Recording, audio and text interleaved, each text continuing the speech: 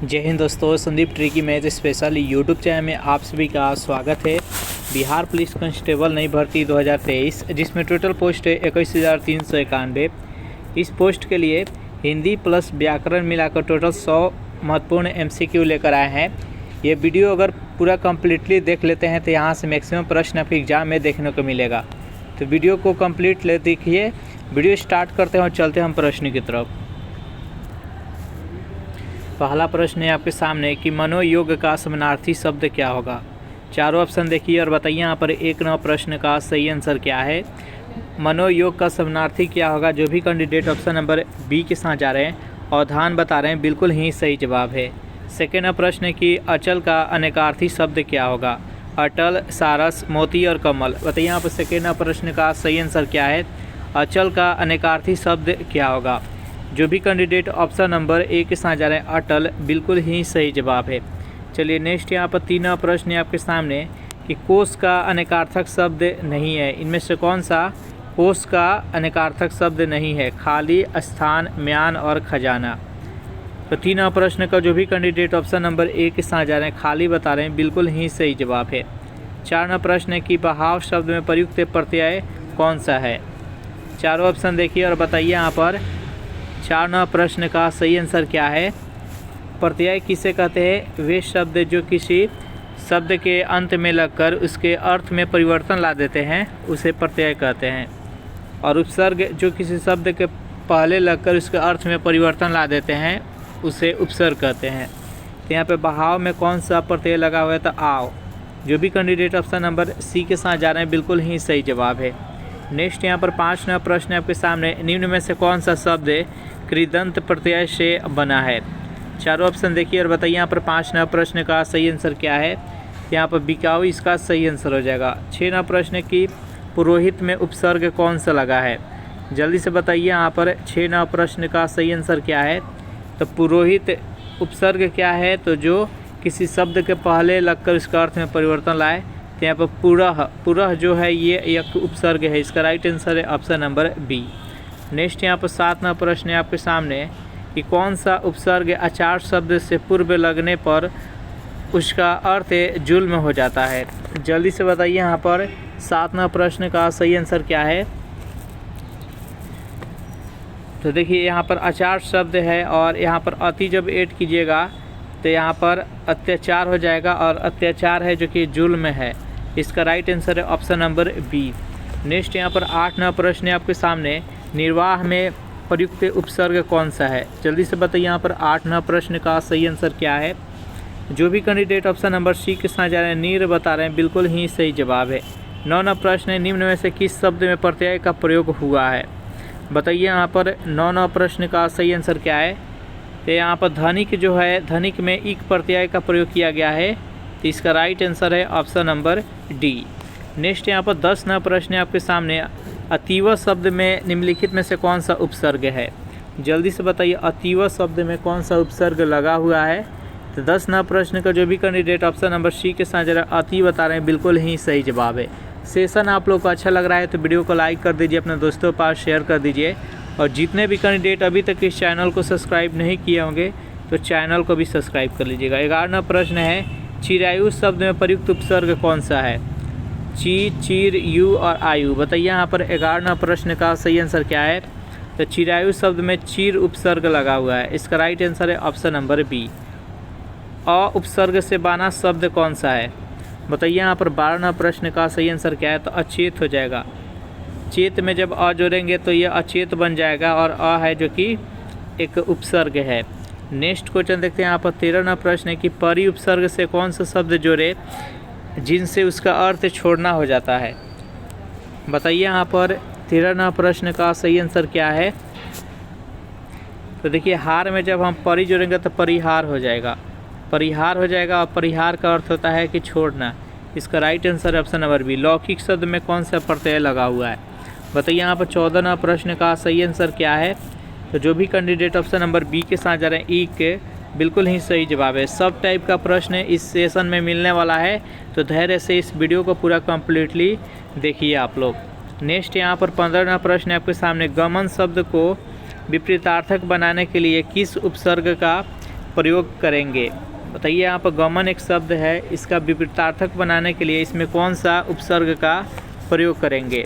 बताइए यहाँ पर 15वां प्रश्न का जो भी कैंडिडेट ऑप्शन नंबर बी के साथ जा रहे हैं, यानी आ जोड़ देंगे पहले तो आगमन हो जाएगा, आगमन से ये विपरीतार्थक हो जाएगा। इसका right answer option number B. Next question देखते हैं। यहाँ पर प्रश्न है कि अनुरोध या आग्रह या अनुरोध विनयपूर्वक याचना है, तो आग्रह का आशय क्या होता है, जल्दी से बताइए। यहाँ पर 16वां प्रश्न का सही आंसर क्या है, तो अधिकार भावना से अद्भुत याचना, इसका right answer option number B. Next यहाँ पर 17वां प्रश्न है आपके सामने कि अनुसंधान का समानार्थी शब्द क्या होगा, जल्दी से बताइए। यहाँ पर 17वां प्रश्न का सही आंसर क्या है, तो अनुसंधान का अर्थ होता है खोज करना, इसका राइट आंसर है ऑप्शन नंबर बी। अवधि का समानार्थी शब्द बताना है। बताइए यहाँ पर 18वां प्रश्न का सही आंसर क्या है, जो भी कैंडिडेट ऑप्शन नंबर सी के साथ जरा अवधि यानी समय, इसका राइट आंसर है ऑप्शन नंबर सी। 19वां प्रश्न है कि अहंकार का अर्थ है आत्मज्ञान का घमंड, जबकि दर्प का अर्थ क्या होगा। बताइए यहाँ पर इस प्रश्न का सही आंसर क्या है। यदि अहंकार का अर्थ होता है आत्मज्ञान का घमंड, तो दर्प मतलब क्या होता है। 19वां प्रश्न का जो भी कैंडिडेट ए बता रहे हैं भौतिक घमंड, इसका राइट आंसर है ऑप्शन नंबर ए। 20वां प्रश्न है कि आमंत्रण का अर्थ है बुलाना, जबकि निमंत्रण का अर्थ क्या होता है, जल्दी से बताइए। यहाँ पर 20वां प्रश्न का सही आंसर क्या है, तो अच्छी तरह से बुलाना। निमंत्रण मतलब कि अच्छी तरह से बुलाना और आमंत्रण मतलब केवल बुलाना, इसका राइट आंसर है ऑप्शन नंबर ए। अगर इसका PDF चाहिए तो इसके लिए टेलीग्राम ग्रुप बना दिए, जिसका लिंक इसी वीडियो के नीचे डिस्क्रिप्शन में मिल जाएगा, वहाँ से ज्वाइन करके इसका PDF डाउनलोड कर सकते हैं। 21वां प्रश्न है गृह का अर्थ होता है कि घर या निवास, जबकि ग्रह का अर्थ क्या होता है, जल्दी से बताइए। यहाँ पर 21वां प्रश्न का सही आंसर क्या है, तो ग्रह का अर्थ होता है नक्षत्र, इसका राइट आंसर है ऑप्शन नंबर डी। 22वां प्रश्न है कि श्रम या परिश्रम, श्रम का अर्थ होता है शारीरिक मेहनत, जबकि परिश्रम का अर्थ क्या होता है।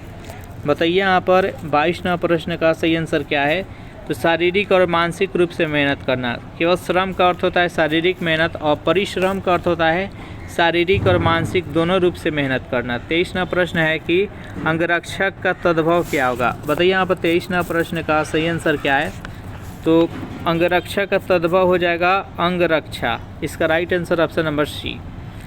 अगहन का तत्सम रूप क्या होगा। बताइए यहाँ पर 24वां प्रश्न का सही आंसर क्या है, तो जो भी कैंडिडेट ऑप्शन नंबर डी के साथ जा रहे हैं अग्राह्यन, बिल्कुल ही सही जवाब है। नेक्स्ट यहाँ पर 25वां प्रश्न है कि आद्रक एक तत्सम शब्द है, तो इसका तद्भव क्या होगा। बताइए यहाँ पर 25वां प्रश्न का सही आंसर क्या है, तो अद्रक हो जाएगा। आद्रक एक तत्सम शब्द है और इसी शब्द का अगर तद्भव रूप जाने तो अद्रक हो जाएगा। कर्ण का तद्भव यहाँ पर बताना है। बताइए यहाँ पर कर्ण का तद्भव क्या, देखिए तत्सम जो होता है यह एक संस्कृत शब्द है और तद्भव होता है कि उसका बिगड़े हुए रूप का जो प्रयोग करते हैं हिंदी में तो तद्भव बन जाता है।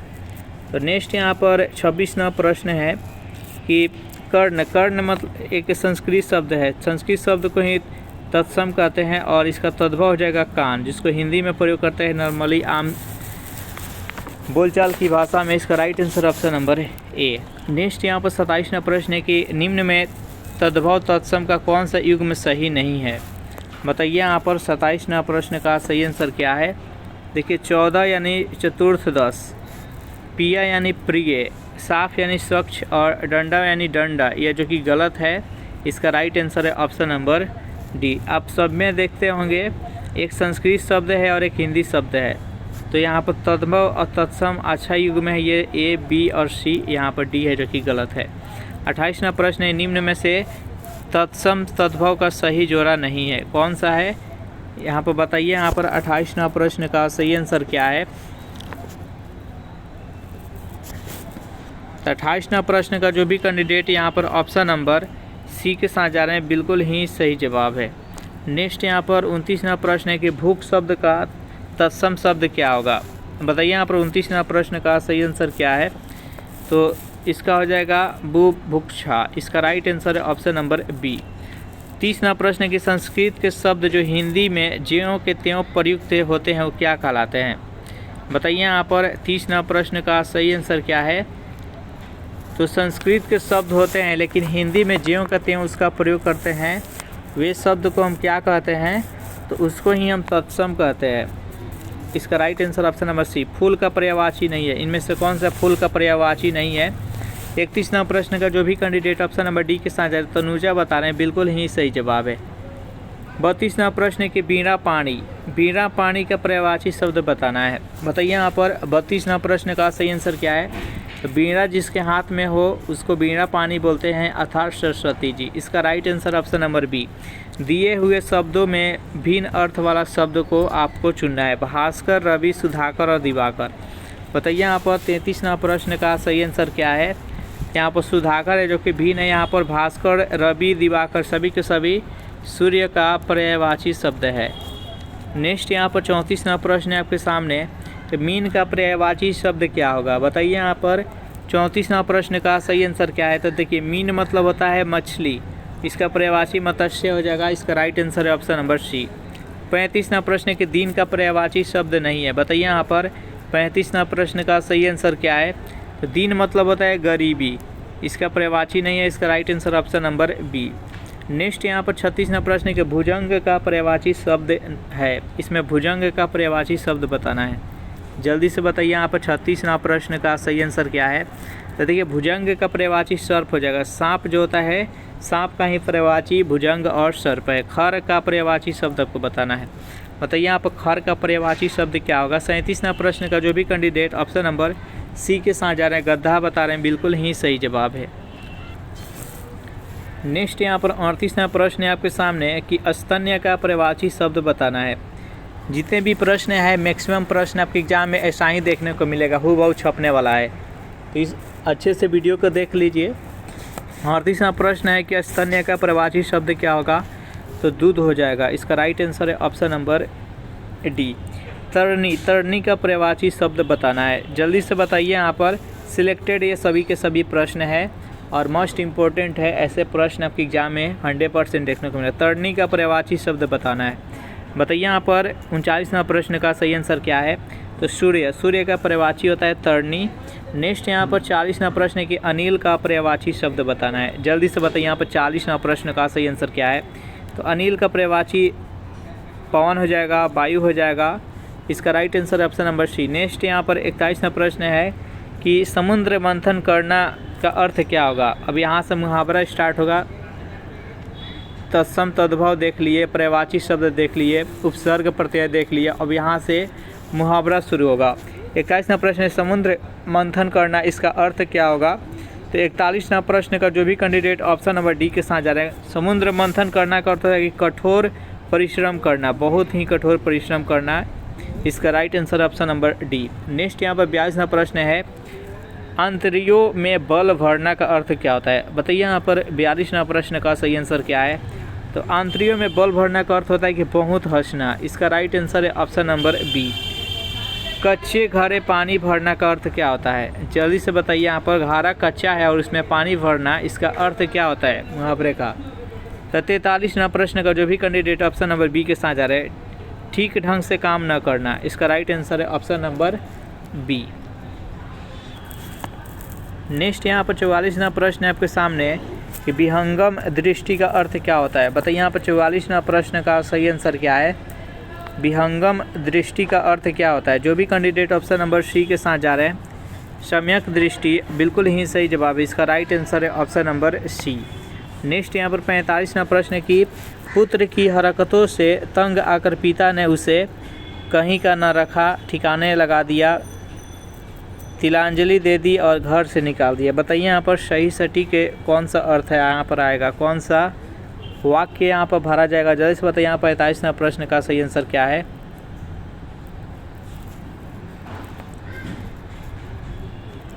इसका सही आंसर ऑप्शन नंबर सी, तिलांजलि दे दी। नेक्स्ट यहाँ पर 86वां प्रश्न है कि कुपमंडूक का अर्थ क्या होता है? जल्दी से बताइए यहाँ पर इस प्रश्न का सही आंसर क्या है?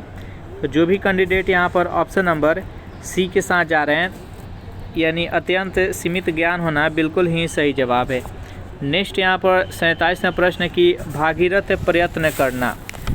जल्दी से बताइए यहाँ पर 47वां प्रश्न का सही आंसर क्या है। भागीरथ प्रयत्न करना। तो 47वां प्रश्न का जो भी कैंडिडेट ऑप्शन नंबर बी के साथ जा रहे हैं, असाधारण प्रयत्न करना, बिल्कुल ही सही जवाब है। नेक्स्ट यहाँ पर 48वां प्रश्न की घुटने टेक देना का अर्थ क्या होता है। बताइए यहाँ पर 48वां प्रश्न का सही आंसर क्या है। जो भी कैंडिडेट ऑप्शन नंबर सी के साथ जा रहे हैं, घुटने टेक देना यानी हार मानना, इसका राइट आंसर है ऑप्शन नंबर सी। 49वां प्रश्न है आपके सामने कि काम काज में कोरा होना का अर्थ क्या होता है। बताइए यहाँ पर 49वां प्रश्न का सही आंसर क्या है। काम काज में कोरा होना का अर्थ क्या होता है। 49वां प्रश्न का जो भी कैंडिडेट ऑप्शन नंबर डी के साथ जा रहे हैं, काम ना जानना, बिल्कुल ही सही जवाब है। नेक्स्ट यहाँ पर 50वां प्रश्न की चादर के बाहर पैर पसारना का अर्थ क्या होता है। बताइए यहाँ पर 50वां प्रश्न का सही आंसर क्या है। तो जो भी कैंडिडेट ऑप्शन नंबर डी के साथ क्षमता से अधिक व्यय करना। नेक्स्ट क्वेश्चन देखते हैं यहाँ पर 51वां प्रश्न है कि गुण के वृद्धि के नाम हो तो कौन सी लोकोक्ति का प्रयोग होगा। बताइए यहाँ पर 51वां प्रश्न का सही आंसर क्या है। तो आँख का अंधा और ना नैन सुख, इसका राइट आंसर है ऑप्शन नंबर सी। नेक्स्ट 52वां प्रश्न है आपके सामने, निम्न में से अशुद्ध बर्तनी का शब्द का कौन नहीं है। यहाँ पर 3 है जो कि अशुद्ध है और 1 है जो कि सही है। तो इसमें से अशुद्ध जो शुद्ध है उसको चयन करना है। तो देखिए यहाँ पर नीरस से जो सही शब्द है वो नीरस है। तो नीरस यहाँ पर जो डी लिखा गया है बिल्कुल ही सही लिखा है, इसका right answer option number D.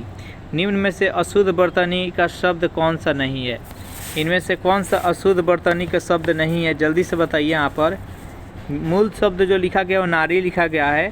53वां प्रश्न का जो भी कैंडिडेट बी के साथ नारी है जो कि इस प्रकार से लिखा जाएगा। नेक्स्ट यहाँ पर 54वां प्रश्न है कि निम्न में से शुद्ध बर्तनी का शब्द कौन सा है। कौन सा इसमें से शुद्ध लिखा गया है।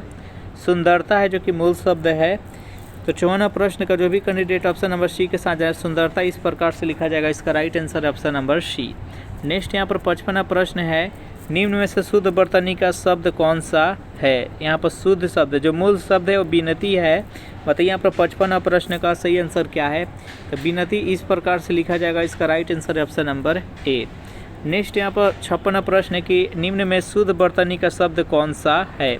बताइए यहाँ पर 56वां प्रश्न का सही आंसर क्या है। इसका राइट आंसर है ऑप्शन नंबर सी, भगवत प्रेम इस प्रकार से लिखा जाएगा। नेक्स्ट यहाँ पर 57वां प्रश्न है, निम्न में से अशुद्ध बर्तनी का चयन करें। बताइए इसमें से कौन सा अशुद्ध लिखा गया है। 57वां प्रश्न का जो भी कैंडिडेट ऑप्शन नंबर सी के साथ जा रहे हैं, ढकोसला जो लिखा गया ये अशुद्ध है, इसका right answer option number C. निम्नलिखित में से अशुद्ध शब्द कौन सा है। अशुद्ध सुंदर, सुंदरता, सौंदर्यता और सौंदर्य। बताइए यहाँ पर 58वां प्रश्न का सही आंसर सौंदर्यता जो लिखा गया है गलत लिखा गया है, इसका राइट आंसर है ऑप्शन नंबर डी। नेक्स्ट यहाँ पर 59वां प्रश्न है आपके सामने, शुद्ध बर्तनी का चयन कीजिए। जल्दी से बताइए यहाँ पर 59वां प्रश्न का सही आंसर क्या है। इसका राइट आंसर है वो ऑप्शन नंबर ए है, प्रकथन, इसका right answer option number A. कौन से शब्द में बर्तनी सही है। बताइए यहाँ पर 60वां प्रश्न का सही आंसर क्या है। तो तदुपरांत इसका राइट आंसर है। तो देखिए इस प्रकार से यहाँ पर शुद्ध और अशुद्ध शब्द वाला भी खत्म हो गया। अब यहाँ से समास शुरू होगा। 61वां प्रश्न, निशाचर में कौन सा समास लगा हुआ है। बताइए यहाँ पर इस प्रश्न का सही आंसर क्या है। निशाचर में कौन सा प्रत्यय लगा हुआ है, सॉरी समास है। 61वां प्रश्न का जो भी कैंडिडेट ऑप्शन नंबर सी के साथ जा रहे हैं, बहुब्रीहि ही बिल्कुल ही सही जवाब है। निशाचर का में होता है उसका अर्थ कि जो रात में चलने वाला हो, रात में चलने वाला हो यानी भूत। तो यहाँ पर ये बहुब्रीहि समास के अंतर्गत आएगा। अब यही भाव समास किसे कहते हैं। वैसा समास जिसका प्रथम पद जो होता है वो अव्यय होता है, तो उसे अव्ययी भाव समास कहते हैं। जैसे कि एकैक हो गया, यथासंभव हो गया, ये सभी के अव्ययी भाव। कर्मधारय समास किसे कहते हैं। वैसा समास जिसमें उपमा उपमेय विशेषण विशेष से हो उसे कर्मधारय समास कहते हैं। जैसे कि हो गया चंद्रमुख हो गया, चंद्रमा के समान मुख हो, यानी मुख की तुलना चंद्रमा से की जा रही है, तो ये कर्मधारय हो गया। नेक्स्ट यहाँ पर 62वां प्रश्न है कि पाप पुण्य में कौन सा समास लगा हुआ है। बताइए यहाँ पर 62वां प्रश्न का सही आंसर क्या है। तो देखिए पाप और पुण्य यह एक दो शब्द है, पाप अलग है और पुण्य अलग है। तो जब दो शब्द और से जुड़ा हुआ हो उसे ही हम द्वंद्व समास कहते हैं। तो इसका जो समास विग्रह करेंगे पाप पुण्य का, तो पाप और पुण्य हो जाएगा। इसका राइट आंसर है ऑप्शन नंबर बी। और तत्पुरुष समास किसे कहते हैं? तो वैसा समास जिसमें कि विभक्ति लगी रहती है, जो कारक रहता है और जो उसमें विभक्ति, जैसे कि कर्ता ने कर्म को करण से, ये सब विभक्ति उसमें लगी रहती है। नेक्स्ट यहाँ पर 63वां प्रश्न, कौन सा शब्द बहुब्रीहि समास का सही उदाहरण है? बताइए यहाँ पर 63वां प्रश्न का सही आंसर क्या है? तो यहाँ पर पंचानन हो जाएगा, ये एक बहुब्रीहि समास का सही उदाहरण है। यहाँ पर त्रिभुवन है जो कि द्विगु समास है। इसका राइट आंसर ऑप्शन सी। नरोत्तम में कौन सा समास है? बताइए यहाँ पर 64वां प्रश्न का सही आंसर क्या है? तो यहाँ पर तत्पुरुष समास के अंतर्गत आएगा। नेक्स्ट यहाँ पर 65वां प्रश्न है कि पंचवटी में कौन सा समास लगा हुआ है? जल्दी से बताइए यहाँ पर 65वां प्रश्न का सही आंसर क्या है? तो देखिए पंचवटी जो शब्द है, तो ये इसका पहला जो शब्द है ये पंच है। पंच जिसमें भी पहला शब्द अगर संख्यावाचक आ जाए उसको द्विगु समास के अंतर्गत वो आता है। इसका जब समास विग्रह करेंगे तो 5 बट वृक्षों का समाहार, यहाँ एक जगह पर अगर 5 बट वृक्ष हो उसको पंचवटी कहते हैं और ये द्विगु समास के अंतर्गत आता है। नेक्स्ट यहाँ पर 66वां प्रश्न है, निम्न में से एक शब्द में द्विगु समास है, चयन कीजिए। इनमें से कौन इसमें? तो यहाँ पर सप्ताह देख रहे हैं, 7 दिनों का सप्ताह होता है, तो इसको ही द्विगु समास के अंतर्गत रखेंगे। जिसमें भी पहला संख्यावाचक दिख गया वो बुझ जाइए कि द्विगु समास है। जितेंद्रिय में कौन सा समास लगा हुआ है? जल्दी से बताइए यहाँ पर 67वां प्रश्न का सही आंसर क्या है? तो जितेंद्रिय में कौन सा समास लगा हुआ है? बहुब्रीहि समास लगा हुआ है। इसका राइट आंसर है ऑप्शन नंबर बी है। नेक्स्ट यहाँ पर 68वां प्रश्न है कि नील कमल में कौन सा समास लगा हुआ है? बताइए यहाँ पर 68वां प्रश्न का सही आंसर क्या है? तो यह एक कर्मधारय समास है, इसमें विशेषण विशेष से लगा हुआ है। इसका right answer option number C. गौशाला में कौन सा समास लगा हुआ है? बताइए यहाँ पर 69वां प्रश्न का सही आंसर क्या है? तो तत्पुरुष समास। गौशाला यानी गायों का शाला, यानी शाला मतलब कि घर, गायों का जहाँ पर रखा जा रहा है उसको गौशाला बोलते हैं। तो यहाँ पर जो का है यह एक विभक्ति है, इसलिए यह तत्पुरुष समास के अंतर्गत आएगा। मुख्य दर्शन में कौन सा समास लगा हुआ है? जल्दी से बताइए यहाँ पे इस प्रश्न का सही आंसर क्या है? 70वां प्रश्न का जल्दी से आंसर बताइए। तो मुख्य का दर्शन, मुख्य दर्शन है मुख्य का, तो यहाँ पर जो का है का के कारण ही तत्पुरुष समास के अंतर्गत आ जाएगा। नेक्स्ट यहाँ पे 71वां प्रश्न है कि वनवास का सही समास विग्रह क्या होगा? वनवास। जल्दी से बताइए यहाँ पर 71वां प्रश्न का सही आंसर क्या है? तो वनवास यानी वन में वास, वन में जो रहना है उसको ही वनवास बोलते हैं।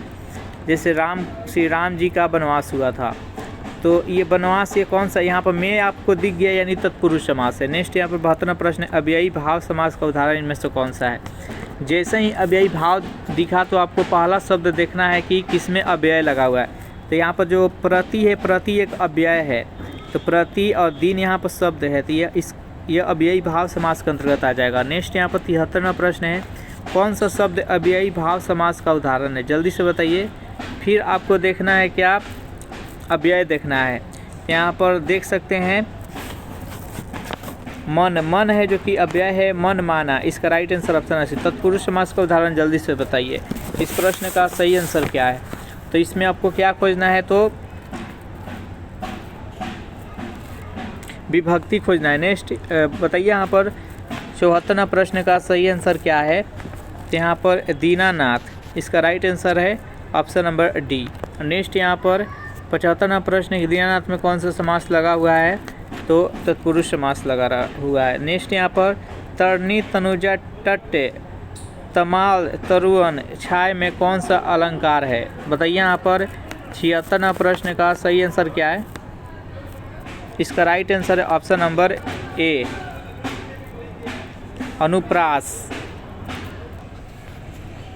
नेक्स्ट यहाँ पर 77वां प्रश्न है कि चरर मरर खुल गए अरर रवस फुट्टो से में कौन सा अलंकार लगा हुआ है? जल्दी से बताइए यहाँ पर 77वां प्रश्न का सही आंसर क्या है?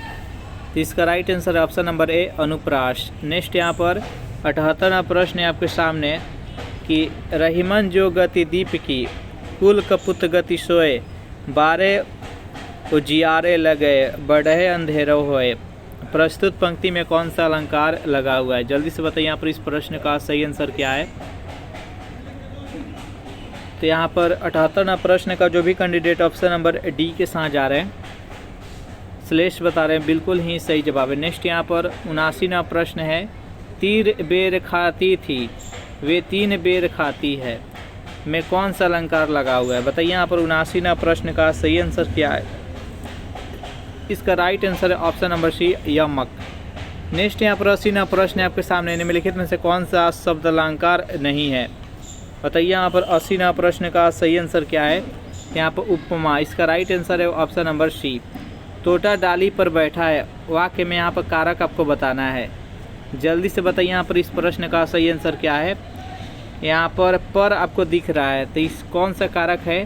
तो देखिए याद कर लीजिएगा, कर्ता ने, कर्ता में ने लगा रहेगा, कर्म को लगा रहेगा, कर्म में करण से जो लगा रहेगा, ये आपको जुड़ाव रहेगा। जैसे कि मोहन कुल्हाड़ी से पेड़ काटता है, तो यहाँ पर से है जो कि हाथ में कुल्हाड़ी रखा हुआ है। यहाँ पर जब जुड़ाव रहेगा तो आपको करण समझना है, करण कारक। ये कर्ता ने कर्म को करण से संप्रदान को के लिए, यानी राम मोहन के लिए पुस्तक लाता है। जो यहाँ पर के लिए है, ये संप्रदान हो गया। अपदान यानी जुदाई हो गया, जैसे वृक्ष से पाता गिरता है, तो यहाँ पर से जो है ये अलगाव यहाँ पर बोध कराएगा, यानी वृक्ष से अलग हो रहा है। उसके बाद से जो संबंध हो गया, काके की रारेरी, काके की रारेरी संबंध हो गया। अधिकरण में पर हो गया, संपोधन हे अरे अजी हो गया। तो यहाँ पर जो पर है में पर, तो ये अधिकरण कारक के अंतर्गत आता है। इसका राइट आंसर है ऑप्शन नंबर सी।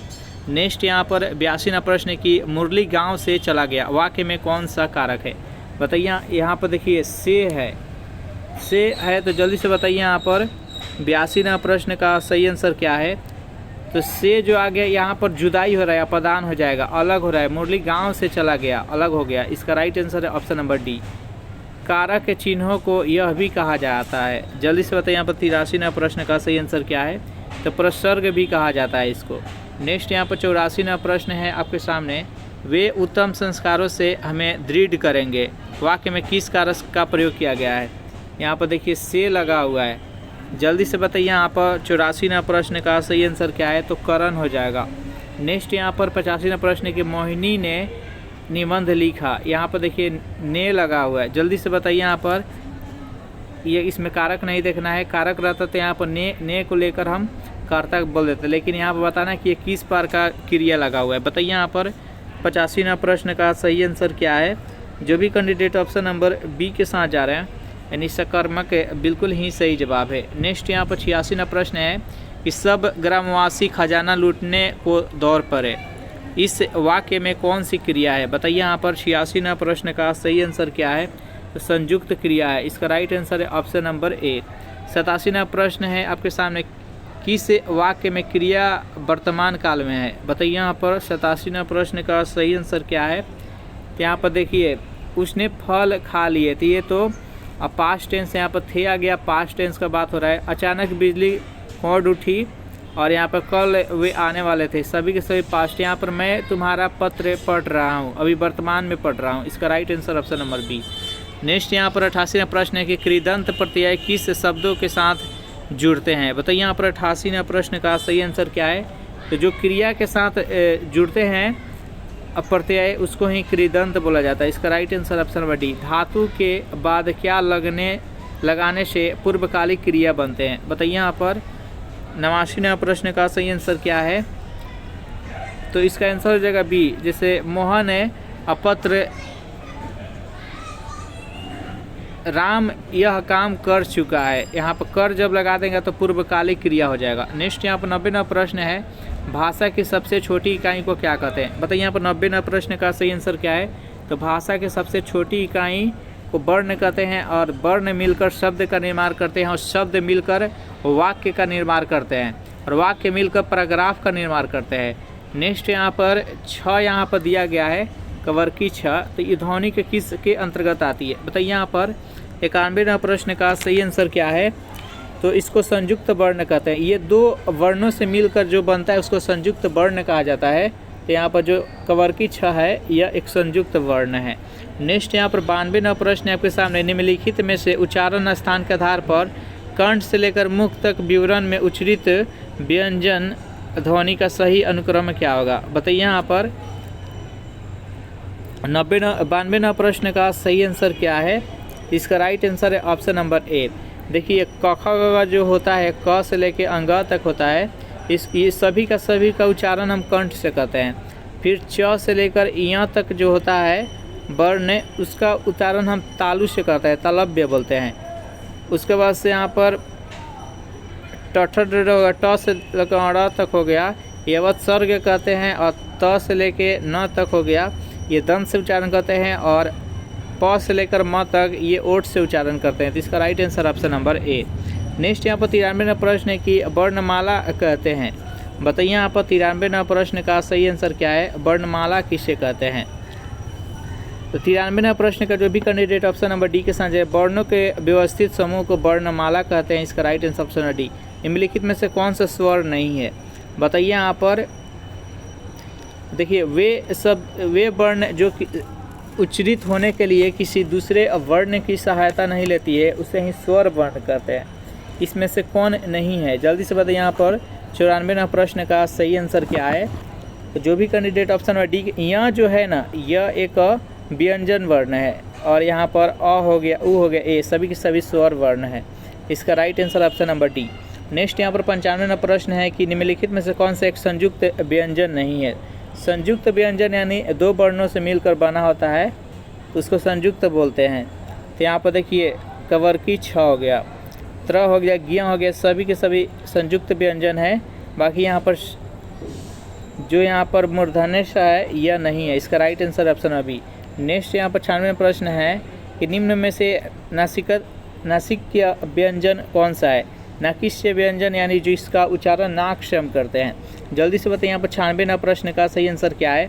यहाँ जब आप उच्चारण कीजिएगा तो यह नाक से उच्चारण होते हुए प्रत्यय आपको महसूस होगा। नेक्स्ट यहाँ पर 97वां प्रश्न है कि जिन शब्द का अंत में ऑल आता है उसे क्या कहते हैं? बताइए यहाँ पर 97वां प्रश्न का सही आंसर क्या है? तो उसको अकारांत बोलते हैं।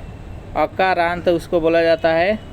और जिसका आ आता है जैसे कि लड़का, तो ये अकारांत हो गया। बालक, तो यहाँ पर क है तो ये अकारांत हो गया। अनुनासिक का संबंध होता है। बताइए यहाँ पर 98वां प्रश्न का सही आंसर क्या है? तो अनुनासिक जिसका उच्चारण करते समय नाक और मुख दोनों का प्रयोग करें उसको अनुनासिक बोलते हैं। नेक्स्ट यहाँ पर 99वां प्रश्न है कि तलाबे श, मूर्धन्य श, दंत स, ह में कौन सा व्यंजन कहलाते हैं? बताइए यहाँ पर 99वां प्रश्न का सही आंसर क्या है? इसका right answer option number C, संघर्षी। 100वां प्रश्न है कि ज्ञ वर्ण किन वर्णों का संयोग से बना होता है? जल्दी से बताइए यहाँ पर 100वां प्रश्न का सही आंसर क्या है? इसका right answer option number B, ज और य से मिलकर बनता है ज्ञ। इस प्रकार से 100 प्रश्न है जो कि हम कंप्लीट कर लिए। सेशन आप लोग को कैसा लगा ज़रूर कमेंट करके बताइएगा। सेशन आप लोग को अच्छा लगा हो तो वीडियो को लाइक कर दीजिए, अपने दोस्तों के पास शेयर कर दीजिए।